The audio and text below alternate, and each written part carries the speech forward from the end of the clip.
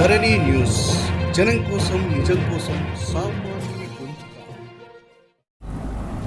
Hi hello నమస్తే, welcome to Dharani news channel. ఈరోజు updates చూద్దాం. ఈరోజు నేరుగా రైతుల అకౌంట్లో వేస్తూ ఉన్నాం. 50,58,000 మంది రైతులకి దీనివల్ల లబ్ధి చేకూరుతూ ఉంది. ఇది 2019 అక్టోబర్ నెలలో ప్రారంభమైంది. పథకం ముఖ్యమంత్రిగా ప్రమాణ స్వీకారం చేసిన వెంటనే ఇచ్చిన హామీలు నెరవేర్చే క్రమంలో మొట్టమొదటిగా ఈ పథకాన్నే ఆ రోజు ముఖ్యమంత్రి గారు తీసుకుని దేశంలోనే ఒక ఆదర్శవంతమైన పథకంగా దీన్ని తీర్చిదిద్దిన విషయాన్ని ఈ సందర్భంగా గుర్తు చేస్తున్నాను. డైరెక్ట్ బెనిఫిట్ ట్రాన్స్ఫర్ కింద నేరుగా వారి అకౌంట్లో, రైతుల అకౌంట్లో వారు మమ్మల్ని లబ్ధిదారులుగా చేర్చమని అడగక్కర్లేకుండా, ఎక్కడ ఎలాంటి ఇబ్బంది రైతులకు తలెత్తకుండా పారదర్శకమైన వ్యవస్థను ఏర్పాటు చేసి నేరుగా వారి అకౌంట్లోనే డబ్బులు వేసే కార్యక్రమం చేసాం. ఈరోజు ఏ పథకమైనా తీసుకుంటే గతంలో క్రమక్రమంగా లబ్ధిదారుల సంఖ్య తగ్గుతూ వస్తుంది, ఆ పథకాన్ని అమలు చేయడం ప్రారంభించినప్పటి నుంచి ఆ తర్వాత. కానీ వైఎస్ఆర్ రైతు భరోసా పథకంలో మాత్రం లబ్ధిదారుల సంఖ్య క్రమక్రమంగా పెరుగుతున్న విషయాన్ని మీ దృష్టికి తీసుకొస్తూ ఉన్నా.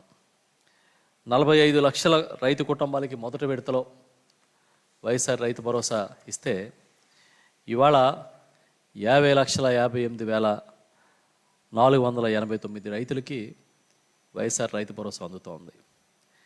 దీంట్లో first time in the history, ఈ దేశంలో ఎక్కడా లేని విధంగా అటవీ భూములు సాగు చేసుకునే గిరిజనులకి, దేవాదాయ భూముల్ని సాగు చేసే గిరిజనులకి, రైతులకి, అదేవిధంగా భూమి లేని ఎస్సీ, ఎస్టీ, బీసీ, మైనార్టీ కౌలు రైతులకు కూడా దీన్ని అమలు చేస్తూ ఉన్న విషయాన్ని గుర్తు చేస్తూ ఉన్నాం. ఒక రకంగా చెప్పాలంటే ఇది ఒక సాహసం లాంటి పథకం. ఎందుకంటే కౌలు రైతులకు కూడా పెట్టుబడి సాయం ఇచ్చే ముఖ్యమంత్రి ఈ దేశంలో ఎవరు లేరు. కేవలం అది వైఎస్ జగన్మోహన్ రెడ్డి గారికి మాత్రమే దక్కిందనే విషయాన్ని నేను తెలియజేస్తూ ఉన్నా. సిసిఆర్సి కార్డ్స్ తీసుకున్న వారే కాకుండా ఆర్ఓఎఫ్ఆర్ రైతులకు కానీ, ఈ దేవాదాయ శాఖ కౌలు రైతులకు కానీ నేరుగా ఈ పథకాన్ని అమలు చేస్తున్న విషయాన్ని కూడా మీకు గుర్తు చేస్తూ ఉన్నా. మీకు గుర్తుంటే అధికారంలోకి రాకముందు ముఖ్యమంత్రి గారు ఇచ్చిన హామీ ఏంటంటే 4 ఏళ్ల కాలంలో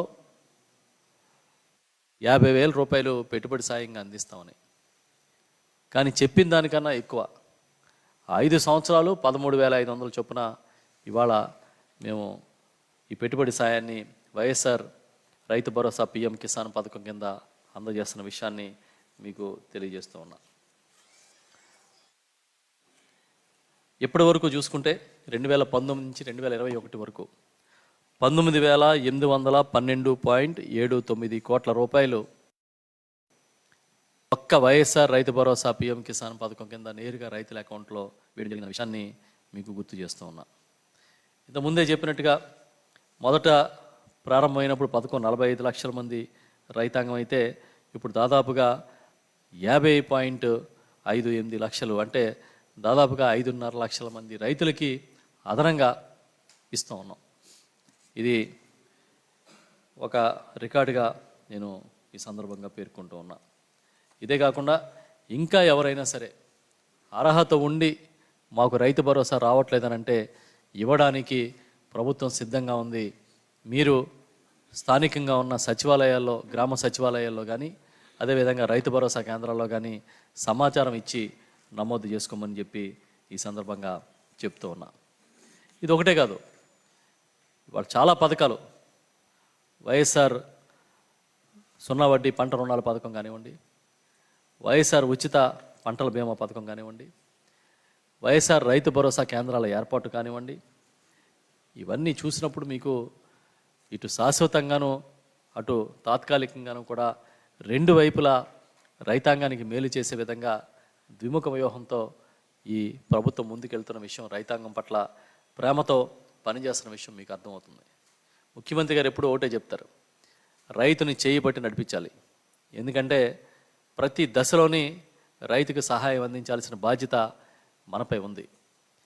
తీవ్రమైన ఒత్తిడిలో విత్తనం వేసినప్పటి నుంచి రైతు ఉంటాడు కాబట్టి విత్తనం దగ్గర నుంచి విక్రయం దాకా ప్రతి అంశంలోనూ మనం ముందుండి నడిపించాలనేది ఆయన మాకు ఎప్పటికప్పుడు చెప్తున్న విషయం.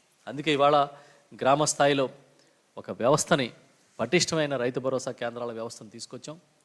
రైతుకి నేరుగా సేవలు అందించే ఒక వ్యవస్థను రూపకల్పన చేస్తే ఇవాళ దేశం మొత్తం ఆదర్శంగా ఉందని మెచ్చుకుంటున్న పరిస్థితి మీరు చూస్తూ ఉన్నారు.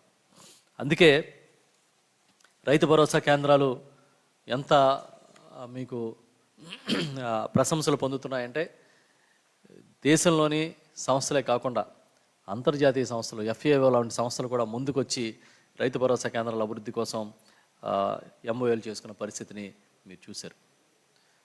ఈ రైతు భరోసా కేంద్రాలు ఇంకా కొన్ని అర్బన్ ప్రాంతాల్లో కూడా కావాలనేది డిమాండ్ ఉంది. ఇప్పటికే సుమారు 158 అర్బన్ RBKలని ప్రారంభించాం. ఇంకా ఎక్కడైనా పెట్టాల్సి వస్తే వాటిని కూడా పరిశీలించమని అధికారులకు చెప్పాం. అంటే కొత్తగా మున్సిపాలిటీలు అయిన ప్రాంతంలో కానీ, లేదంటే పట్టణాల్లో ఇంకా వ్యవసాయ భూములు ఉన్న దగ్గర కానీ వారి అవసరాలకి ఈ అర్బన్ RBKలను కూడా ఇంకా అవసరమైతే ఏర్పాటు చేయాలని చెప్పి భావిస్తూ ఉన్నాం. పంటల కొనుగోలుకు సంబంధించి మీకు తెలుసు ఎంత పటిష్టంగా మేము ముందుకెళ్తా ఉన్నాము. కేంద్ర ప్రభుత్వం ప్రకటించిన పంటలకే కాకుండా రాష్ట్ర ప్రభుత్వం మరొక 7 పంటలకి, అది కూడా పెరిషబుల్ గూడ్స్, నిల్వ ఉంచలేని పంటలకి మనం ఇస్తూ ఉన్నాం MSPని. సుమారు 6,400 కోట్ల రూపాయల విలువ చేసే ఉత్పత్తుల్ని నేరుగా ప్రొక్యూర్మెంట్ చేయగలిగాం. ఇది కాకుండా మరో 1,800 కోట్లు పెట్టి పత్తి కూడా కొనుగోలు చేసాం. మీకు తెలిసి దాదాపు ఈ 2.5 సంవత్సరాల్లో మనం 36,000 కోట్ల రూపాయల విలువ కలిగిన ధాన్యాన్ని మనం సేకరించడం జరిగింది. ఇదంతా కూడా రైతుకి ప్రతి దశలో మేలు చేయాలనే కార్యక్రమం చేయడం వల్ల జరిగిందని ఈ సందర్భంగా మీకు తెలియజేస్తూ ఉన్నాను.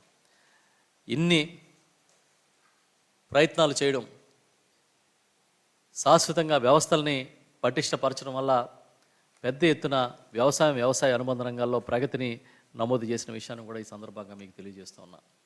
గౌరవ ముఖ్యమంత్రి జగన్మోహన్ రెడ్డి గారి నాయకత్వంలో ఇవాళ గుడ్ గవర్నెన్స్ ఇండికేటర్స్లో ఆంధ్రప్రదేశ్ వ్యవసాయ రంగం, వ్యవసాయ అనుబంధ రంగాలు మొదటి స్థానంలో నిలిచాయనంటే చాలా చాలా సంతోషించదగ్గ విషయం అని చెప్పి, మనం సంతృప్తి చెందాల్సిన విషయం అని చెప్పి ఈ సందర్భంగా చెప్తా ఉన్నా. అంటే ఇక్కడితో ఆగిపోకుండా గ్రోత్ ఇంకా పెంచాలని మేము గట్టిగా సంకల్పించాం. ఇప్పుడు కూడా ఒక సమావేశం జరిగింది అధికారులతో.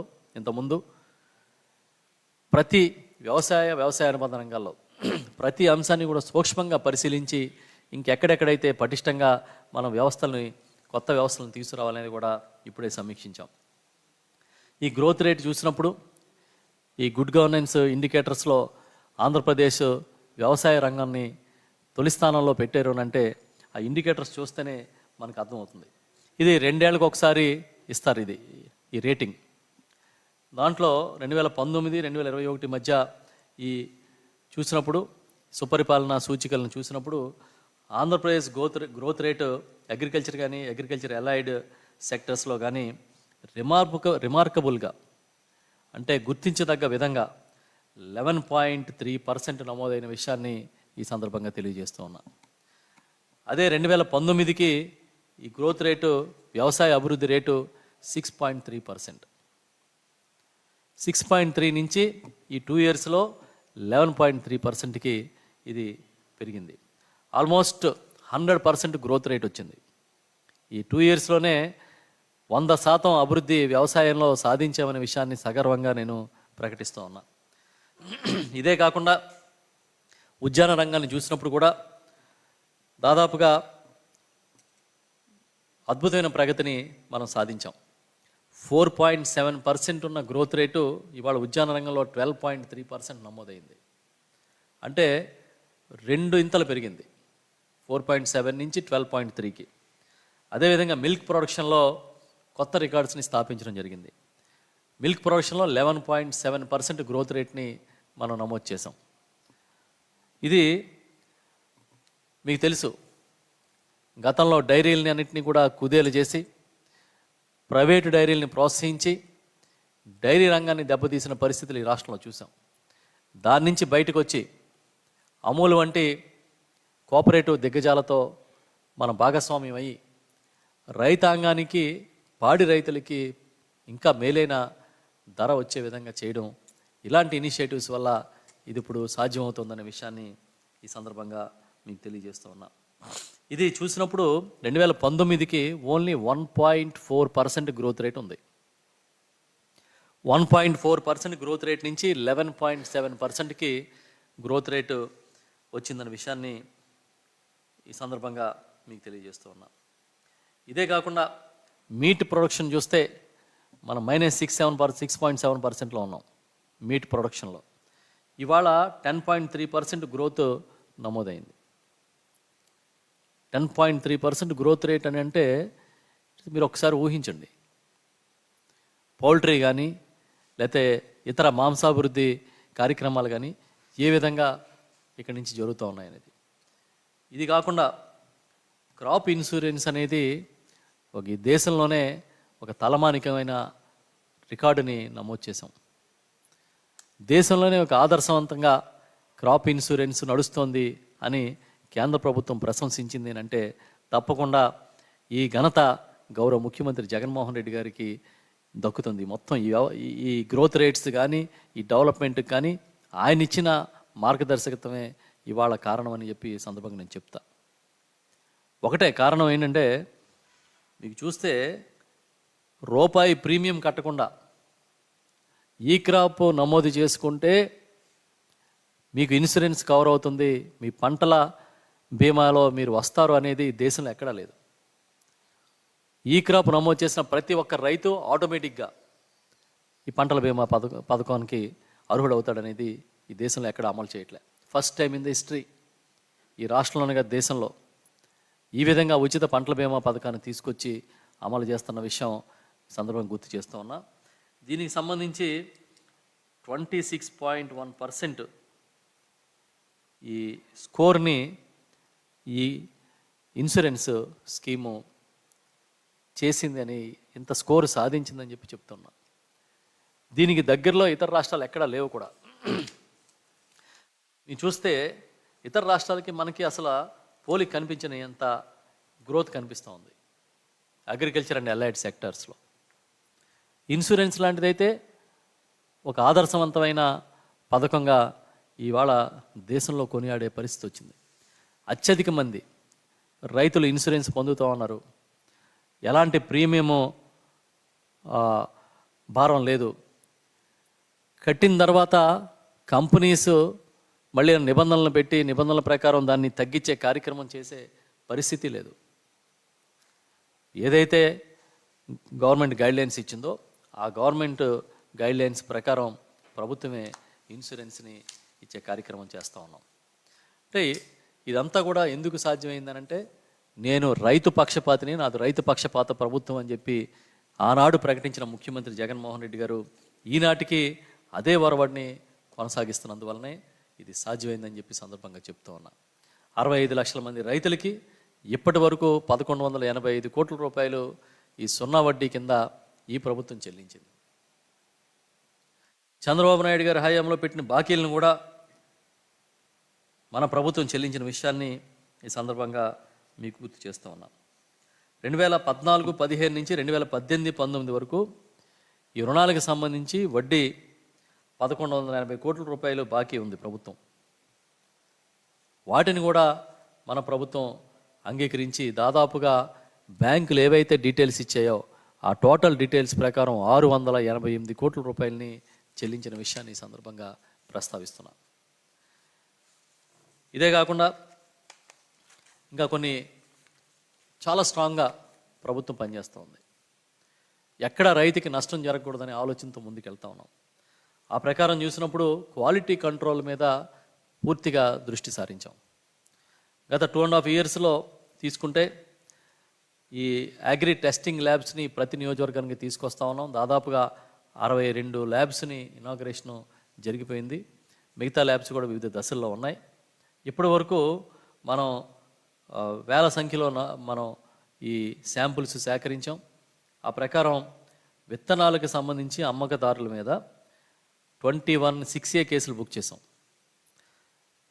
11 క్రిమినల్ కేసులు బుక్ చేసాం, 4 డీలర్లకి లైసెన్సులు రద్దు చేసాం, 1848 క్వింటాళ్ళు 644 లక్షల రూపాయలు విలువ కలిగిన విత్తనాలని సీజ్ చేసాం. ఇది కాకుండా ఎరువులకు సంబంధించి 26 6A కేసులు బుక్ చేసాం, 2 క్రిమినల్ కేసులు బుక్ చేసాం, 15 మంది డీలర్ల లైసెన్సులు రద్దు చేసాం, ఇంచుమించుగా 21.37 కోట్ల విలువైన 14,104 టన్నుల ఎరువులు సీజ్ చేసాం. పురుగు మందులు అయితే మీకు తెలుసు, పెద్ద ఎత్తున స్ప్యూరియస్ తీసుకొచ్చి ఒక రాకెట్స్ లాగా నడుపుతున్న పరిస్థితి నుంచి ఇవాళ అనుమతి లేని పురుగు మందు కానీ ఎరువులు కానీ విత్తనాలు కానీ అమ్మితే క్రిమినల్ చర్యలు ఉంటాయి, జైల్లో వేస్తాము అనే స్థాయికి మనం తీసుకురావడం వల్ల చాలా కంట్రోల్ చేయగలిగాం. ఈ పురుగు మందులకు సంబంధించి 21 మంది డీలర్ల లైసెన్సులు రద్దు చేసాం.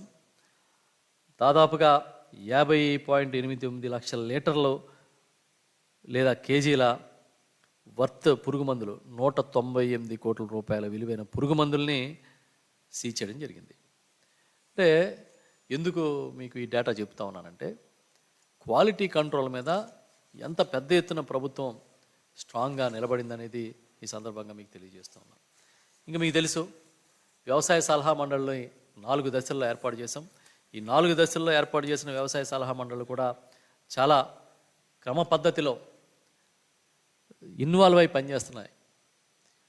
ఆర్బీకేల స్థాయిలో, గ్రామ స్థాయిలో ప్రతి మొదటి శుక్రవారం నాడు, 2వ శుక్రవారం మండల స్థాయిలోను, 3వ శుక్రవారం జిల్లా స్థాయిలోను ఈ రోజున మీటింగ్స్ జరుగుతూ ఉన్నాయి. సలహా మండలి మీటింగ్లు, అడ్వైజరీ బోర్డ్స్ మీటింగ్ జరుగుతున్నాయి. ఆ మీటింగ్స్లో వచ్చిన మొత్తం ఇన్పుట్స్ అన్నింటినీ తీసుకుని జిల్లా కలెక్టర్ స్థాయిలో సమీక్షించిన తర్వాత ప్రభుత్వానికి పంపిస్తున్నారు. ప్రభుత్వం దాన్ని ఎప్పటికప్పుడు దాంట్లో తీసుకోవాల్సిన చర్యలు కానీ ఇంకా ఏమన్నా మార్పులు చేర్పులు ఉంటే అవి కూడా తీసుకుంటా ఉన్నాం. మీకు తెలుసు, ఈ మిర్చి మీద గుంటూరు జిల్లాలో ప్రత్యేకించి ప్రధానంగా త్రిప్స్ ఆశించి చాలా నష్టం జరుగుతూ ఉంది. ఈ నల్ల తామర పురుగు అంటున్నాం, ఇది విదేశాల నుంచి వచ్చిందని చెప్తా ఉన్నారు. మనతో పాటు 4-5 రాష్ట్రాల్లో మిర్చిని దెబ్బతీసింది. ప్రధానంగా కర్ణాటక, ఆంధ్రప్రదేశ్, తెలంగాణ, పార్ట్ ఆఫ్ తమిళనాడు, ఈ అన్ని రాష్ట్రాల్లో, మహారాష్ట్ర కానీ ఈ అన్ని చోట్ల కూడా కొంత నష్టం జరిగింది. దీని మీద మన ప్రభుత్వం ఇమీడియట్గా రెస్పాండ్ అయ్యాం. గౌరవ ముఖ్యమంత్రి జగన్మోహన్ రెడ్డి గారి ఆదేశాల ప్రకారం దీనికి సంబంధించి ఇమీడియట్గా ఒక టెక్నికల్ కమిటీని నియమించాం. హార్టికల్చర్ యూనివర్సిటీ, అగ్రికల్చర్ యూనివర్సిటీ సైంటిస్టులతో పాటు ఇంకా బయట ప్రాంతాల నుంచి సైంటిస్టులను కూడా కమిటీలో నియమించడం జరిగింది. ఇదే కాకుండా బెంగళూరు నుంచి, ఫరీదాబాద్ నుంచి కూడా సైంటిస్టులను రప్పించాం. ఇప్పుడు ఫరీదాబాద్ సంబంధించిన Indian institute of central integrated pest management, అదేవిధంగా IIHR నుంచి కూడా Indian institute of horticulture research station సంబంధించిన శాస్త్రజ్ఞ బృందాలు ప్రస్తుతం రాష్ట్రంలో ఉన్నాయి. ఈరోజు కృష్ణా జిల్లాలో పర్యటిస్తూ ఉన్నారు, రేపు గుంటూరు, ప్రకాశం జిల్లాలో పర్యటిస్తారు. వీరే కాకుండా అగ్రికల్చర్ యూనివర్సిటీ, హార్టికల్చర్ యూనివర్సిటీ సంబంధించిన మన సైంటిస్టులను కూడా ఫీల్డ్స్ పంపించాం. నేను కూడా వెళ్ళి పరిశీలన చేసి వచ్చా. కేంద్ర ప్రభుత్వానికి రాష్ట్ర ప్రభుత్వం నుంచి లేఖ రాశాం. ఇది కొంచెం తీవ్రంగా నష్టపోయే పరిస్థితి ఉంది రైతాంగం, మిర్చి రైతాంగం. ఇమీడియట్గా దీనికి సంబంధించి టెక్నికల్గా సపోర్ట్ ఇవ్వండి, అదేవిధంగా ఆదుకోండి అని చెప్పి లెటర్ రాయడం కూడా జరిగింది. ఈ మన డీజీ, డైరెక్టర్ జనరల్ ICARను కూడా మన అధికారులు సంప్రదించి మాట్లాడి వారికి కూడా లెటర్లు పంపించాం. ప్రత్యేకించి టీమ్స్ అనేవి ఇప్పుడు తిరుగుతూ ఉన్నాయి. ఈ రైతాంగం నష్టపోకుండా ఏ విధంగా ఇమీడియట్గా మిగతా పంటలను కాపాడాలని దాని మీద శ్రద్ధ పెట్టడం జరిగిందనే విషయాన్ని ఈ సందర్భంగా మీకు గుర్తు చేస్తూ ఉన్నా. ఇక ప్రొక్యూర్మెంట్ పెద్ద ఎత్తున జరుగుతూ ఉంది ప్రస్తుతం. ఈ ప్రొక్యూర్మెంట్ సంబంధించి మీకు తెలుసు, గత 2 నెలలు అంతకుముందు భారీ వర్షాలు పడడం వల్ల కొన్ని జిల్లాల్లో తీవ్రంగా నష్టం సంభవించింది. అయినప్పటికీ ఎక్కడన్నా రంగు మారినా లేదా తడిసిన కొనుగోలు చేయాల్సిందే అని ముఖ్యమంత్రి గారు ఆదేశాలు ఇచ్చిన ప్రకారం రైతు భరోసా కేంద్రాలని కొనుగోలు కేంద్రాలుగా ప్రకటించి ప్యాడీ ప్రొక్యూర్మెంట్ అనేది చేస్తూ ఉన్నాం.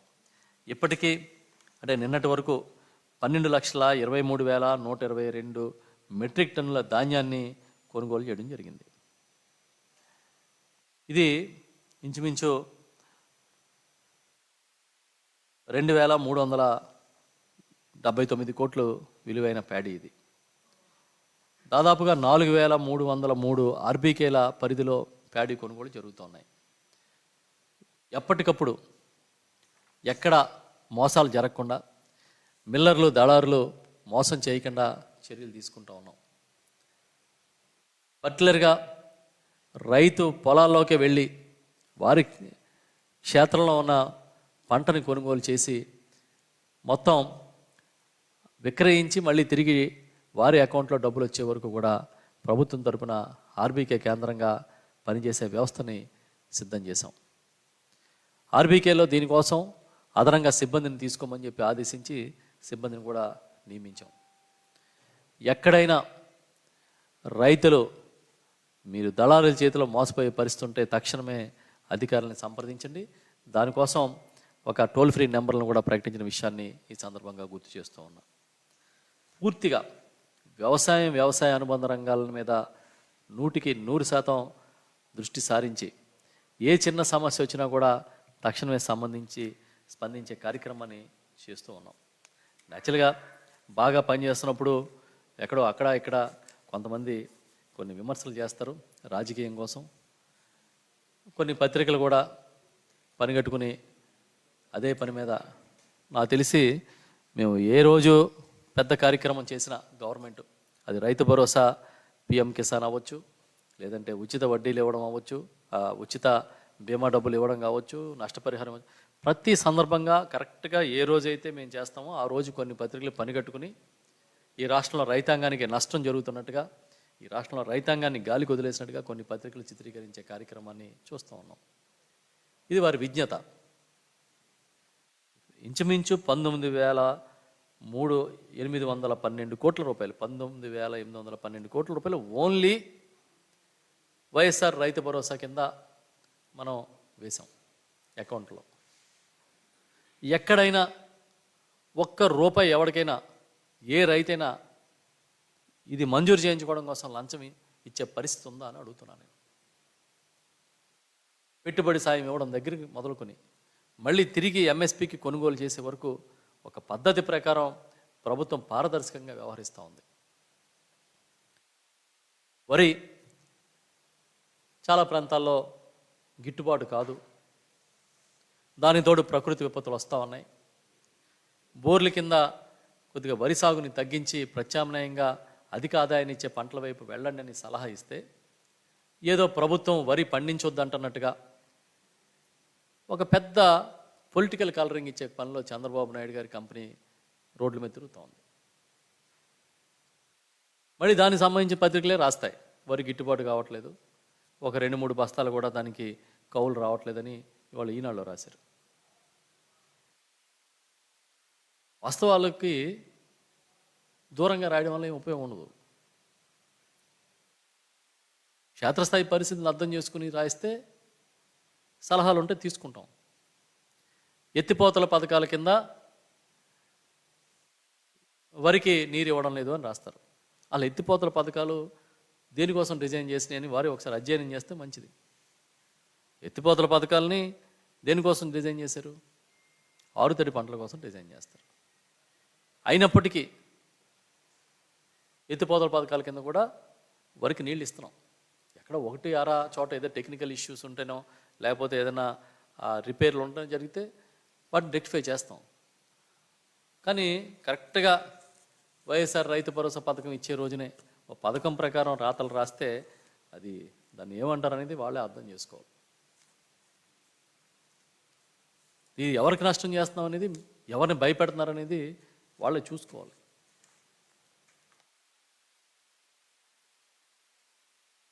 ప్రతిసారి చంద్రబాబు నాయుడు కడుపు పంటను అర్థం చేసుకుంటాం. ఆయన్ని రాజకీయంగా రోజు రోజుకి పతనం అయిపోతున్నాడు కాబట్టి, రోజు రోజుకి కేడర్లో చులకనైపోతున్నాడు కాబట్టి ఆయన ఏదన్నా బాధపడుతూ అబద్ధాలని వండి వారిస్తుంటే అర్థం చేసుకుంటాం. మరి వంది మాగదుల్లాగా సేమ్ వాళ్ళకున్న పచ్చపత్రికలని బ్రాండ్ వేసుకుని రోజు అదే కార్యక్రమం చేస్తూ ఉంటే, రోజు అదే విధంగా బురద జల్లే పని చేస్తూ ఉంటే, అంటే మేము చల్లుతాం మీరు కడుక్కోండనా? మేము చెప్తున్నాం, ఈ రాష్ట్రంలో వ్యవసాయం అభివృద్ధి వైపు పయనిస్తుంది. ఈ రాష్ట్రంలో వ్యవసాయ రంగాన్ని గౌరవ ముఖ్యమంత్రి శ్రీ వైఎస్ జగన్మోహన్ రెడ్డి గారు చేయి పట్టి నడిపించి చేయూతను అందిస్తున్నారని ఇవాళ దేశంలో 2 ఏళ్ల అభివృద్ధి సూచికలు గవర్నమెంటే గుడ్ గవర్నెన్స్ అని ఇండికేటర్స్ని రిలీజ్ చేసిన తర్వాత కూడా ఇంకా ఈ ప్రభుత్వం వ్యవసాయానికి ఏం చేయట్లేదు అన్నట్టుగా చంద్రబాబు నాయుడు గారు అండ్ కో ప్రచారం చేస్తే నమ్మడానికి రైతాంగం ఏం సిద్ధంగా లేదనే విషయాన్ని చాలా క్లియర్గా చెప్తున్నాం. చెప్పిన దానికన్నా ఒక్కరోజు కూడా ఆలస్యం కాకుండా ఇవాళ పథకాలను అమలు చేస్తున్న ప్రభుత్వం గౌరవ ముఖ్యమంత్రి జగన్మోహన్ రెడ్డి గారి ప్రభుత్వం. ఏ రోజైనా చెప్పిన దానికన్నా ముందే ఇచ్చాను తప్ప చెప్పిన దానికన్నా ఆలస్యం చేయలే. ఇది ఉన్న వాస్తవ పరిస్థితులు. వ్యవసాయ రంగానికి సంబంధించి ఇంకా చాలా మార్పులు తీసుకురాబోతున్నాం. రైతాంగానికి చేయూతనిచ్చే విధంగా పెద్ద ఎత్తున వ్యవస్థల్ని రూపొందించబోతున్నాం అనే విషయాన్ని ఈ సందర్భంగా తెలియజేస్తా ఉన్నా. ఓకే, ఏదండి విగ్రహాల ధ్వంసమా?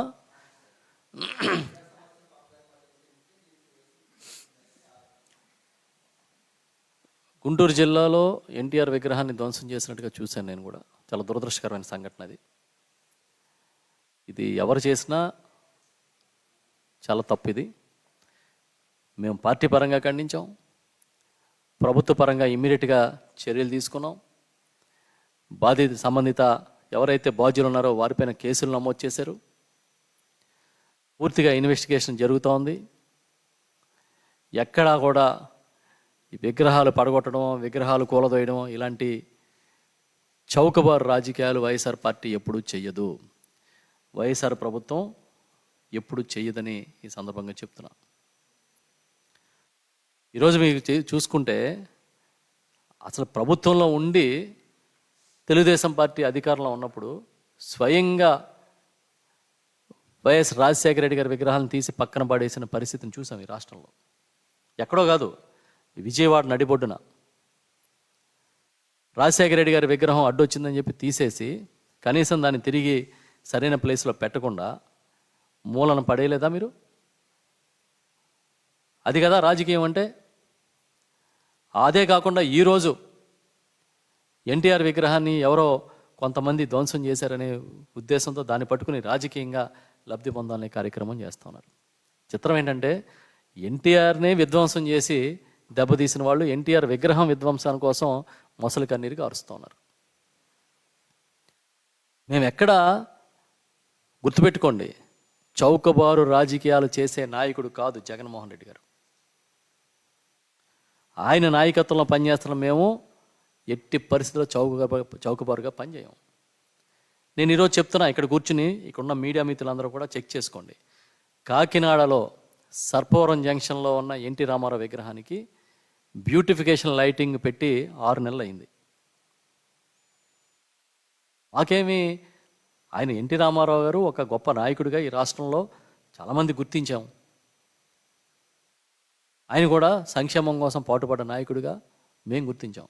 ఆయన నాయకుడిగా గుర్తించింది ఎవరు అని అంటే 1996లో ఆయన ప్రభుత్వాన్ని కూలదోసిన వాళ్ళే అతని నాయకత్వాన్ని గుర్తించలే. ఈ నాయకత్వం మా అక్కర్లేదని తోసేశారు. మేము ఎప్పుడు అలాంటి ఒక నాయకుడిని కించపరిచే కార్యక్రమాలు ఎప్పుడు చేయం. ఈరోజు మళ్ళీ చెప్తున్నా, చూసుకోండి వెళ్ళి సర్పవరం జంక్షన్లో కాకినాడలో లైటింగ్, ఎందుకంటే నాకు తెలిసిన ఇన్సిడెంట్ కూడా చెప్తున్నా, లైటింగ్ కూడా ఏర్పాటు చేశాం. కాబట్టి ఇంకా లోతుకి వెళ్తే ఎక్కడెక్కడ రాజశేఖర రెడ్డి గారి విగ్రహాలు ప్రభుత్వ పరంగానే ధ్వంసం చేశారని మీ దగ్గర డేటా దొరుకుతుంది, చూసుకోండి ఒకసారి. ఎక్కడో కాదు, విజయవాడ నడిబొడ్డున. కాబట్టి ఇంత చౌకబారుగా రాజకీయాలు చేయొద్దు. ఒకటే చెప్తున్నా, ఈ రోజున ఏదైతే ఎన్టీఆర్ విగ్రహంకి ఆ ధ్వంసం సంఘటన జరిగిందో దాన్ని మేము తీవ్రంగా ఖండిస్తున్నాం. ప్రభుత్వ పరంగా కేసులు నమోదు చేసాం. పార్టీ పరంగా కూడా మేము పూర్తిగా ఇలాంటి సంఘటనలు జరగకూడదని కోరుకుంటున్నాం.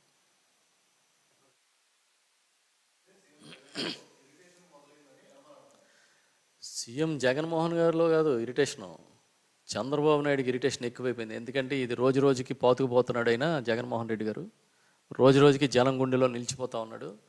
ఇది మనం ఏదో గట్టెక్కిలేము ఇంకెప్పటికీ పర్మనెంట్. కానీ అబద్ధాలని అబోధ కల్పనని నమ్ముకుని రోజులు వెళ్ళదీస్తున్నాడు ఆయన.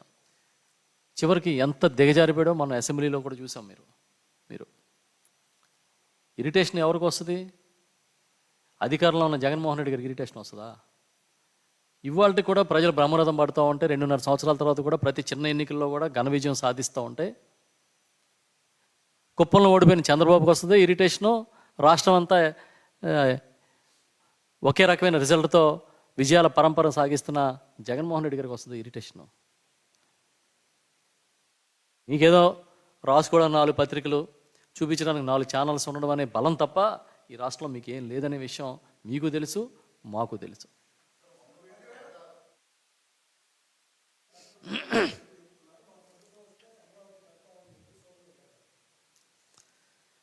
సోమవీర్రాజు గారి ప్రభుత్వంలో భాగస్వామ్యమే ఆనాడు. బీజేపీ అమరావతి ప్రకటించే నాటికే తెలుగుదేశం పార్టీతో జతగట్టి ఉంది ఈ రాష్ట్రంలో.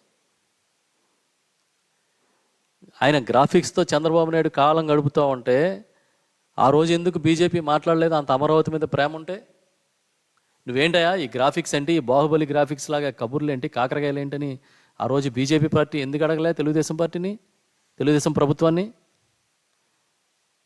ఓకే, ఇన్ని చెప్తున్నారు కదా మీరు, ప్రజాగ్రాహక ఏదో పెట్టారు కదా సభలు, అసలు అన్నీ వద్దు. ఈ రాష్ట్ర అభివృద్ధిలో మీ భాగస్వామ్యం ఏంటో చెప్పని బీజేపీని అడుగుతున్నాను నేను. 5 ఏళ్ల కాలంలో విభజన హామీల్ని మీరు అమలు చేయలేదు, పోనీ భవిష్యత్తులో మేము అమలు చేయిస్తామని బీజేపీ నాయకులు ఏమైనా హామీ ఇవ్వగలుగుతారా? లేదు, మేమిగో మీకు రావాల్సిన కేంద్రం నుంచి రావాల్సిన ఈ నిధులన్నింటినీ కూడా రాబట్టడానికి మాది బాధ్యత, మాది పూచి అని మీరేమైనా చెప్తారా? ఎప్పుడైనా సరే ఒక నిర్మాణాత్మకమైన పార్టీగా విమర్శలు చేయాల్సిన, చాలా కన్స్ట్రక్టివ్గా విమర్శలు చేయాల్సిన బాధ్యత మీకు ఉందని మర్చిపోవద్దు. అమరావతిని గాలికి వదిలేసి రియల్ ఎస్టేట్ వ్యాపారంలాగా చంద్రబాబు నాయుడు చూసినప్పుడు మీరు ఎందుకు మాట్లాడలేదని అడుగుతున్నాను నేను.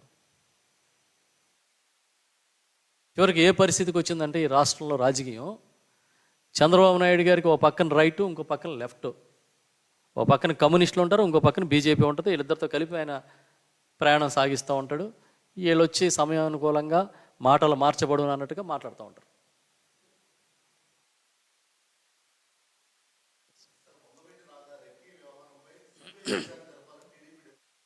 సిబిఐ రాష్ట్రంలో అడుగుపెట్టడానికి వీలు లేదని కూడా ఏళ్లే తీర్మానాలు చేశారు. సిగ్గులేని, నేను ఇంతకుముందు కూడా చెప్పినాను ప్రెస్ మీట్లో, సిగ్గులేని నాయకుడు ఎవడు అని దేశంలో పోటీ పెడితే ఫస్ట్ చంద్రబాబు నాయుడుకి వస్తుంది. 1 నుంచి 10 స్థానాలు ఆయనవే. ఇవాళ నిన్న చూశాను మీడియాలో, కమిషనర్ విజయవాడ పోలీస్ కమిషనర్ గారు రెక్కే గురించి మాట్లాడారు ఏం జరిగింది అనేది.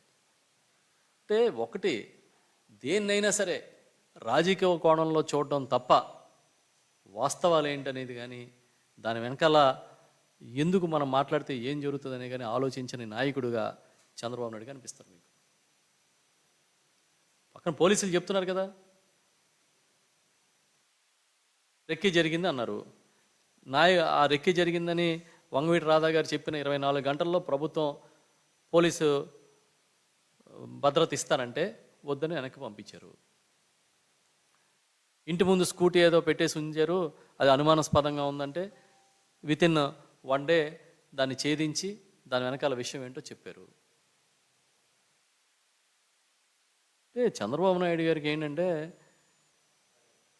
వాడు సడన్గా రాధా గారి ఇంటికి వెళ్ళినట్టుగా చూశాను మీడియాలో. 4 ఓట్లు వస్తాయంటే, రాజకీయం కోసం ఏదన్నా కులాలను మతాలను వాడుకోవాలంటే చంద్రబాబు నాయుడు గారు ఎక్కడికైనా వెళ్తాడు, ఎవరింటికైనా వెళ్తాడు. మరిన్ని ఇంట్రెస్టింగ్ న్యూస్ కోసం చూస్తూనే ఉండండి ధరణి TV. Thanks for watching this video. Please like, share and subscribe to Dharani TV.